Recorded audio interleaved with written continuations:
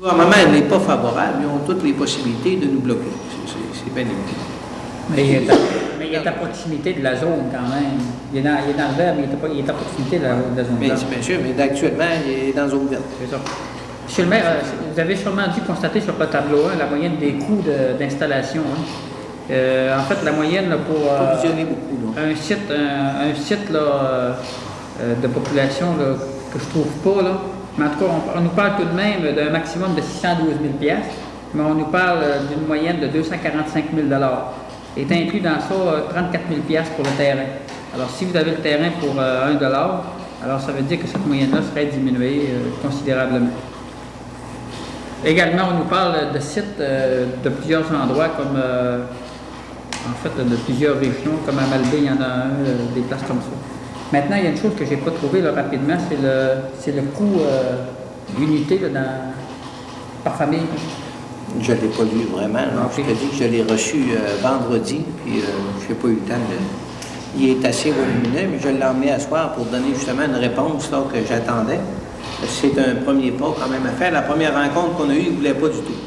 Puis la deuxième rencontre, ben là, en tout cas, il était avec M. Sirois. On a réussi, en tout cas, à ce qu'il fasse les sondages préliminaires. Je pense que, à date, là, je suis content du résultat. Monsieur, je suis content qu'on n'aura pas le rapport final. Il reste, c'est bien pareil, parce qu'il reste que si ça fait pas, on n'est pas capable d'aller là. Ouais, c'est ça. On ira ailleurs. Donc, on va pas de se dire, ben, on aurait bien dû. Ben, c'est bien sûr que Mais moi. à l'heure actuelle, est-ce que les vidanges de Valais sont apportées ici? Oui, tout est ici Les actuellement. vidanges de Saint-Thomas sont apportées ici. Saint-Méthode, l'Adoré, ça vient tout ici. Saint-Méthode, l'Adoré. Saint-Thomas, oui, Saint-Edmond. Non, non, c'est Gabriel que ça. C'est tout le même contracteur. C'est de Chêne jusqu'à l'Adoré. Toutes les déchets s'en viennent ici. Parce que le dépotoir est tout fermé. Là. On est 6 ou 7 municipalités ici. Là. S'en viennent ici. Mais à l'heure actuelle, il y a juste Dolbeau, Normandin, l'hiver. Puis il y a un troisième, quel est le troisième? Dolbeau, oui, Dolbeau, Normandin, puis... tu as Robert Saint-Lucien. Je pense que c'est 4 qui restent actuellement. C'est ça, il en reste 4. Il en reste 4 actuellement, dans le on a fermé plusieurs. Même à Alma, il faisait l'incinération de ça, c'est quand c'est annulé aussi. Non, ils n'ont pas le choix, ils sont obligés de s'en aller en enfouissement. Delvaux, il possède-tu pas alors? Non. Ben, ils sont comme nous autres. Depuis le 17 décembre, ils sont obligés d'enterrer, là. Puis là, on a eu une extension jusqu'au 1er juin. Jusqu'au 1er juin, là, ils ne seront pas trop sévères, mais évidemment, c'est un dossier qui traîne en longueur depuis 3 ans. Puis là, ils ont mis la hache dans... Là, ils enterrent pas. Je ne sais pas, cet hiver, je pense qu'ils ne sont pas trop... Ils ne sont pas venus vérifier encore, parce qu'ils enterrent pas beaucoup. Tout ce qu'il n'était pas même pas capable d'enterrer l'année. On n'avait pas de réserve de fait rien. Bien sûr qu'il donne un bon coup là-dedans, mais on a M. Sirois, là, qui est le supérieur de M. Gilbert, qui est bien aimable. C'est un gars qui est bien dialogable, c'est plaisant de parler. Évidemment, M. Gilbert est pas mal plus raide. Mais en tout cas, à date, là, je suis content de la tournure des événements. Si on ne l'a pas, c'est bien sûr qu'ils ont toutes les possibilités de nous bloquer. En tout cas, on aura fait notre possible pour essayer de l'avoir. Tu as d'autres questions? Moi, ça va. On est rendu à 9, le mois de l'environnement. Alors, comme à chaque année, ça revient. Cette année, par exemple, on nous demande plus de précision. En fait, il nous demande de se situer vis-à-vis de la fiche des activités. Qu'est-ce qu'on veut faire, par exemple, dans le mois de mai? Alors, le titre de l'activité, puis les descriptions sommaires, les objectifs, de même que la clientèle visée. Alors, si vous me permettez, on parlera quelque chose, puis à la prochaine réunion, vous l'apportez. OK. C'est le mois de mai, ça? OK. Ou vous pouvez le décréter, le mois de l'environnement, puis vous préparez un programme que je vous remettrai tout simplement. Bon, parfait. Oui, c'est ça que je pense qu'on devrait faire. Programme d'embellissement, puis c'est ça. Ouais. Alors, M. le maire, ce que j'aimerais, ce serait une résolution pour décréter le mois de mai comme mois de l'environnement. Puis le projet, je travaillerai là, peut-être avec le comité de l'embellissement, pour j'y verrai. Alors, qui en fait la résolution? Charles l'a fait. Pour décréter le mois de mai, le mois de l'embellissement. On est rendu à 10, résolution de la Fédération de l'âge d'or. Alors, il y a plusieurs résolutions là-dedans. Il y a plusieurs résolutions. Ce sont des résolutions qui furent acheminées à l'Union des municipalités du Québec. Ce sont certaines revendications qui se sont faites, comme par exemple au niveau de l'abolition du droit de grève dans les secteurs publics et parapublics, évaluation et taxes foncières, hausse de loyer limité et maintien dans les lieux. La Fédération de l'âge d'or du Québec recommande certaines choses. Alors, M. le maire, comme ce document-là, je l'ai depuis très peu de temps, j'aimerais qu'on le regarde peut-être plus attentivement avant de... On pourrait tout simplement passer à une accusé réception des résolutions et voir s'il y a des traitements à faire éventuellement. À l'heure actuelle, c'est entre les mains de l'Union des municipalités. Ils veulent avoir ça pour le Congrès, ça? Je m'imagine que ça va sûrement revenir au Congrès, alors c'est pour ça qu'on pourra peut-être se fixer à la prochaine Assemblée sur ça.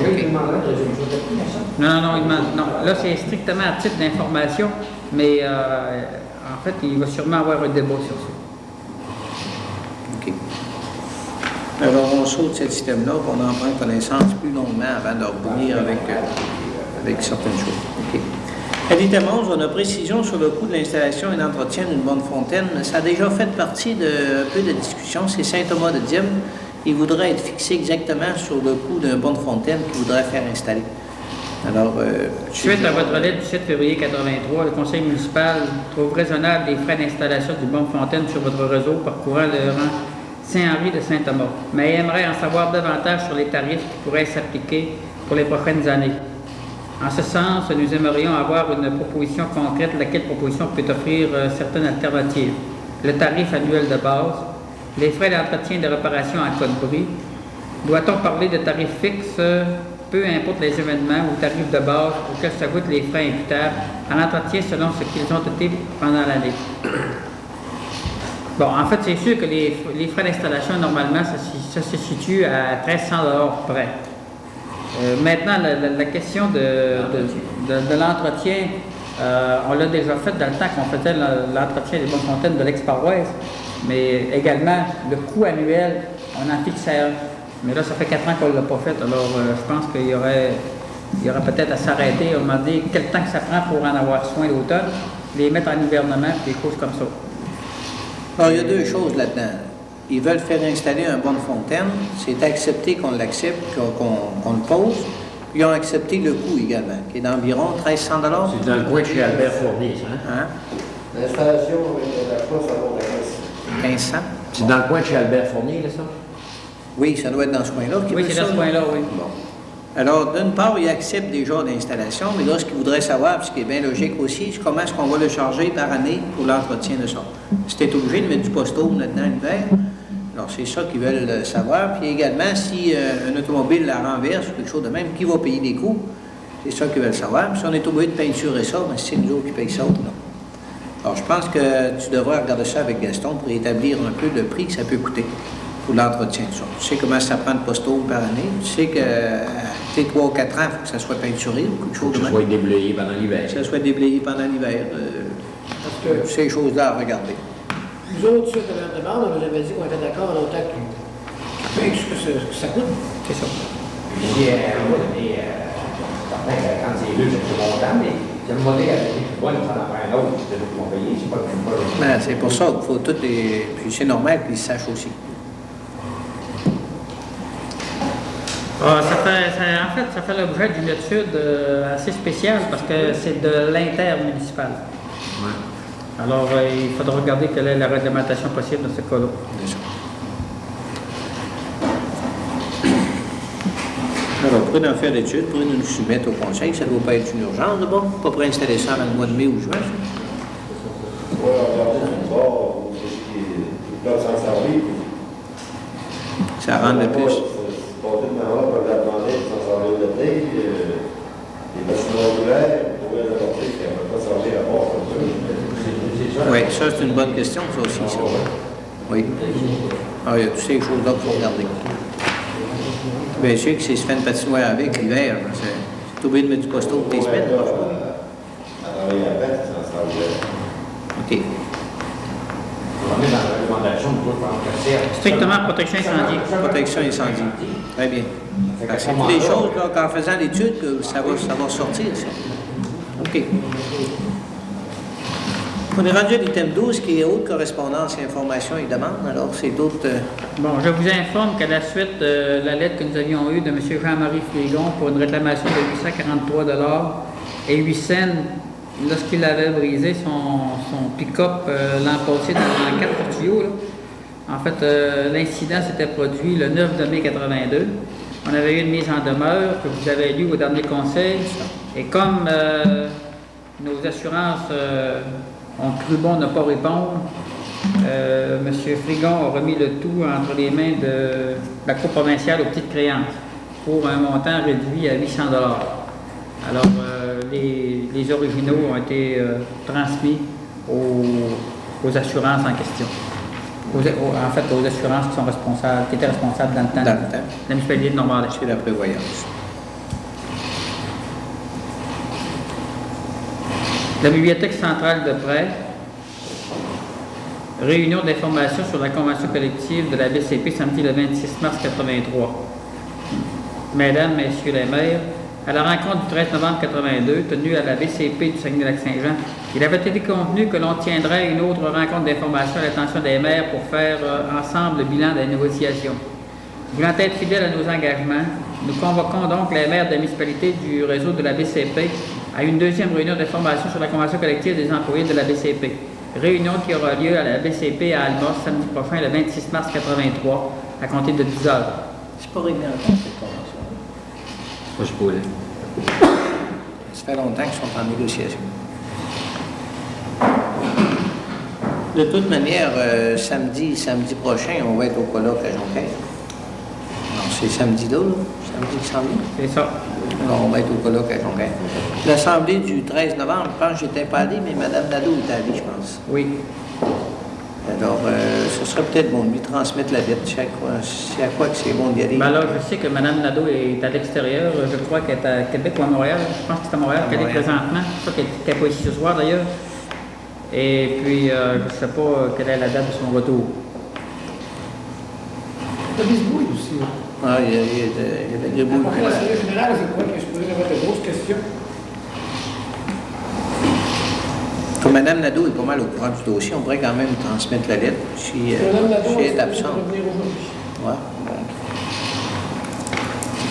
bon. Ou à Mme Cole, je pense que Mme Cole, elle doit être au courant aussi. Elle est très bien au courant. OK. La Chambre de commerce du secteur de Dolbeau, une lettre qui a été acheminée à M. le maire. Monsieur, la Chambre de commerce du secteur de Dolbeau-Mistassini organise pour les 15 et 16 avril prochains un salon de la sous-traitance et un sommet économique à la polyvalente Jean Dolbeau, à Dolbeau. Nous avons le plaisir de vous signaler que tout est sous la présidence d'honneur de M. Henri-Paul Brassard, maire de la ville de Dolbeau, et que nous attendons des réponses officielles de ministres des gouvernements tant provincial que fédéral qui présideront les repas du midi et du soir. Avec l'expression de nos sentiments les meilleurs, nous demeurons. Habituellement, on recevait quelqu'un passait pour nous offrir des cartes en question.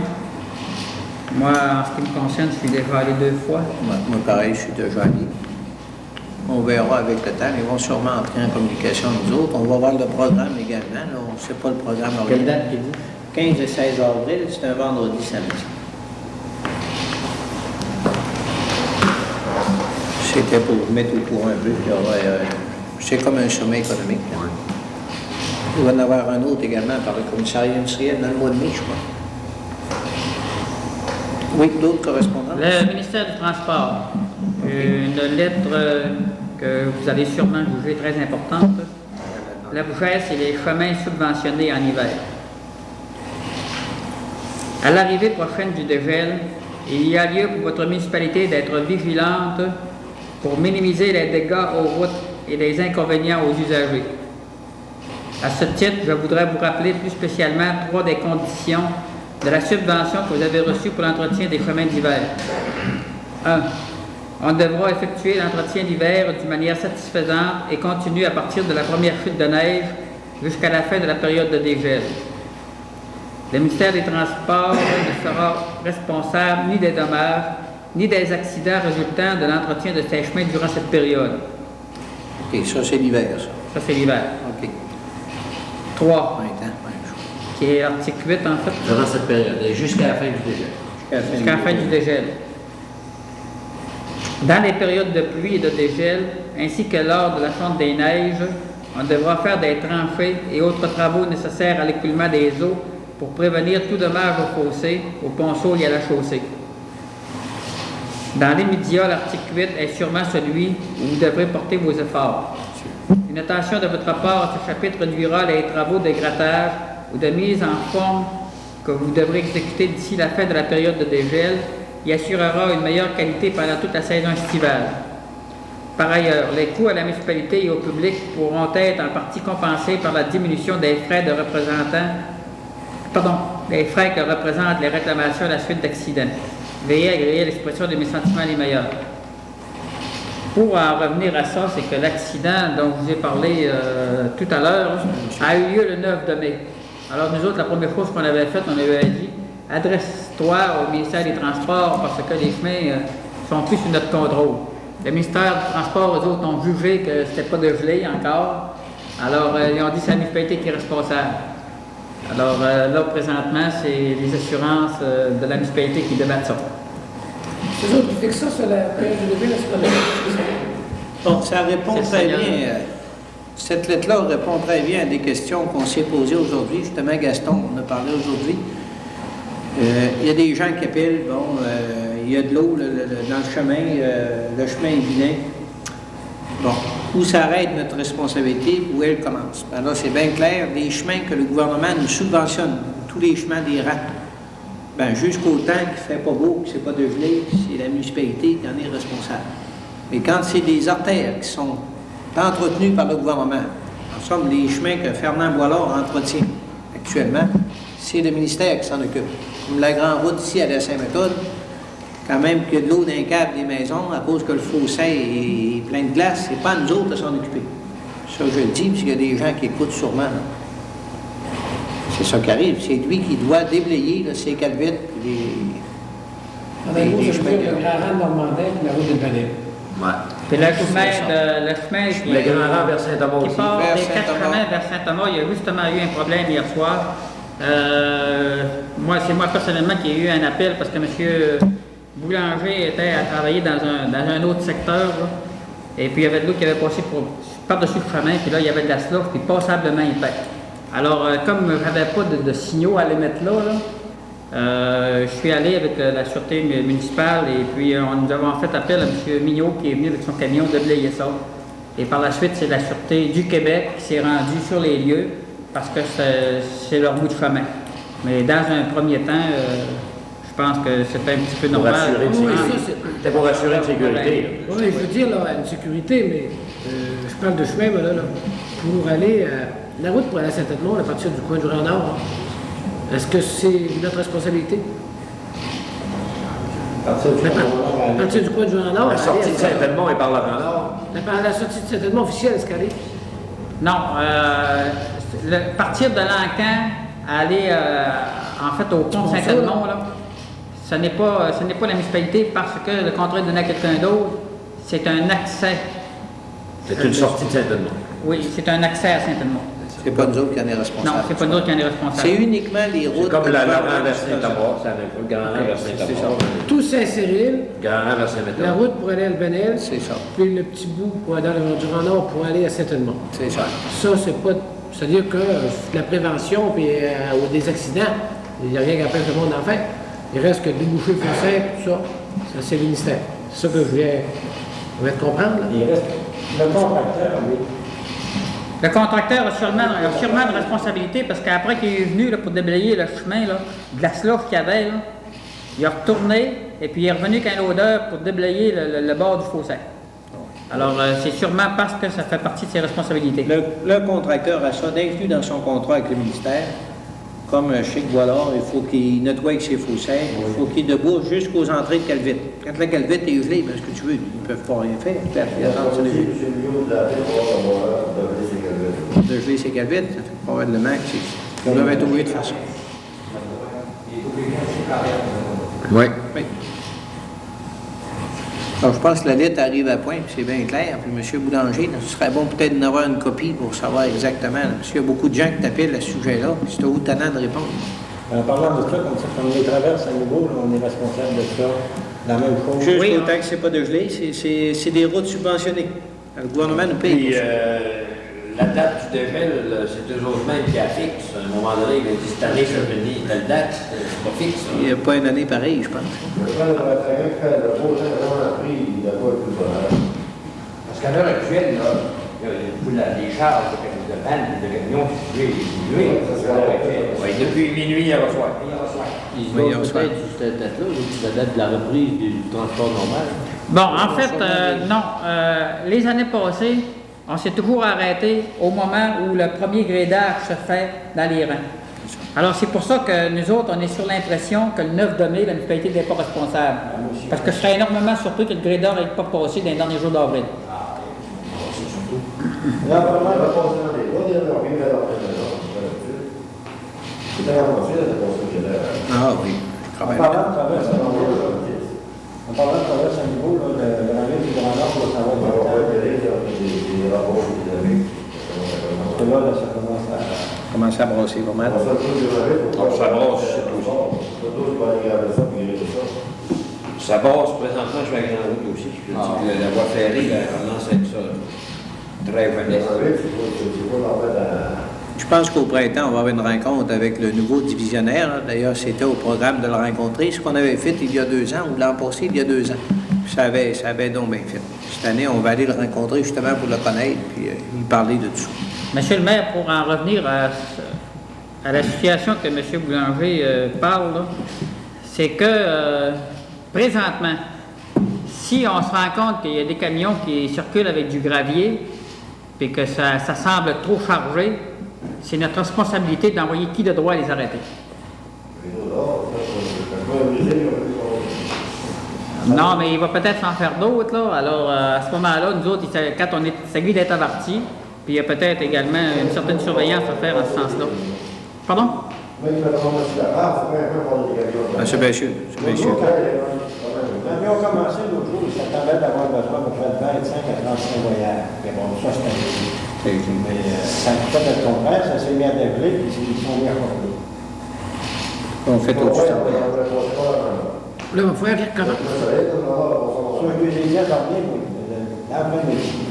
Alors, si ça continue, je serais mieux de faire changer le téléphone de développement, parce que en là, on va vous sauver. On va y aller. Ils vont être obligés de recommencer. Que le coup d'eau, il y a peut-être l'année prochaine. À moins qu'elle soit fatiguée. Parce qu'ils n'ont pas pu la gravette. Ah, ils ont déjà perdre pour ça. Et tout dans l'eau.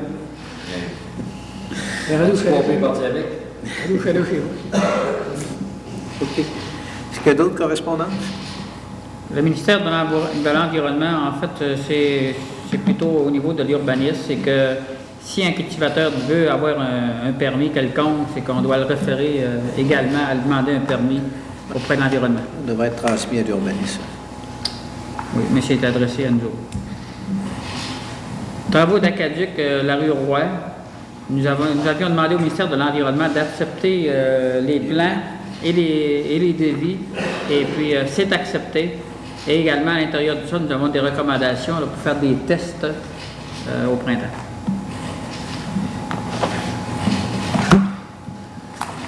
Ça, M. le maire, c'est de la correspondance que j'ai reçue de l'Union des municipalités.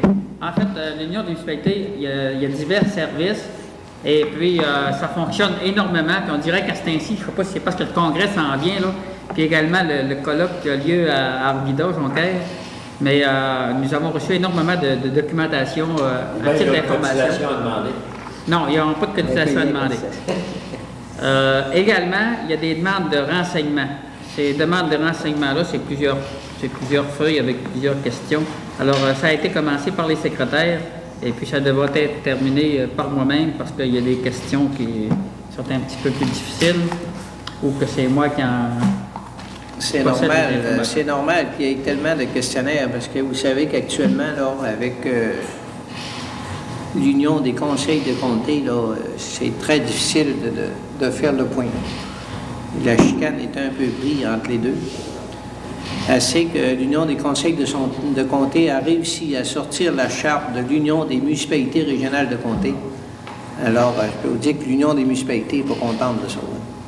Il avait fait une demande aussi, le gouvernement l'a accordé à l'ancienne Union des conseils de comté. Alors, toutes les municipalités régionales de comté, s'ils veulent, peuvent faire partie de l'Union des municipalités régionales de comté.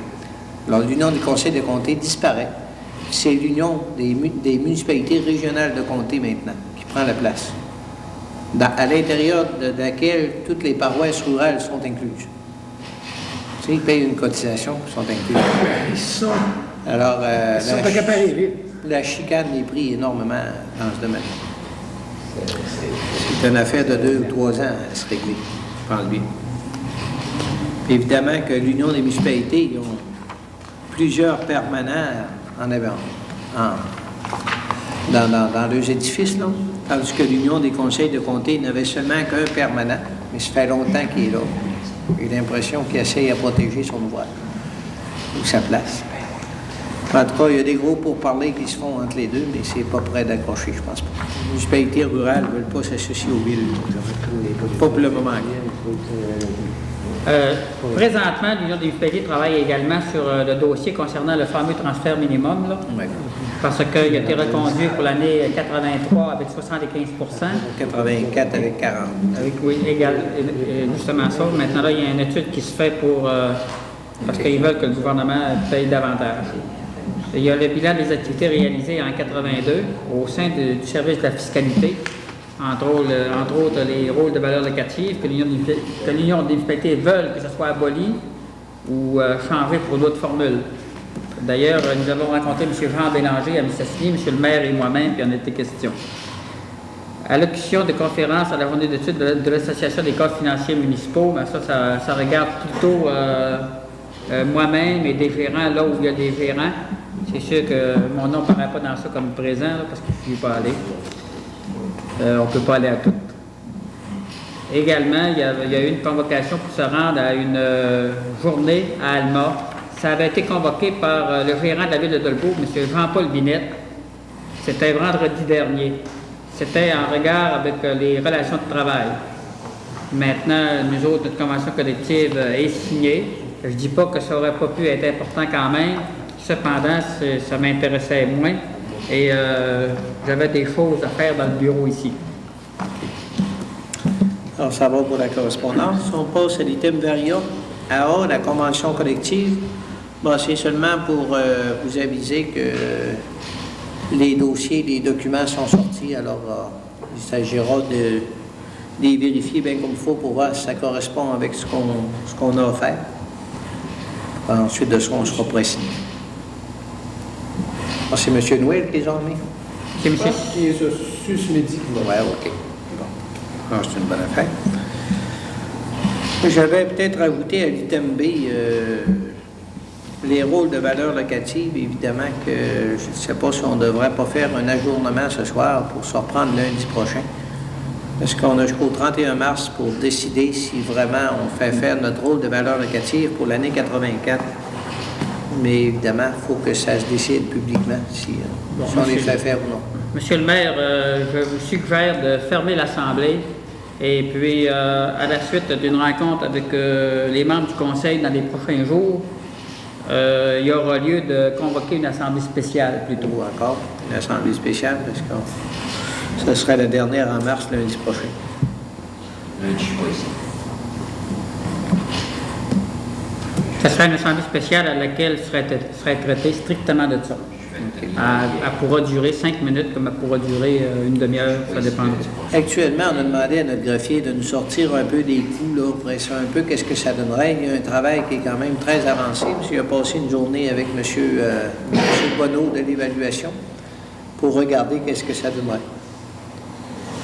Évidemment, il faut y penser sérieusement. C'est quelque chose qui peut rapporter des pièces comme ça peut en coûter. Alors, de notre affaire. En fait, M. le maire, c'est vrai que j'ai passé une journée, c'est-à-dire une demi-journée, avec M.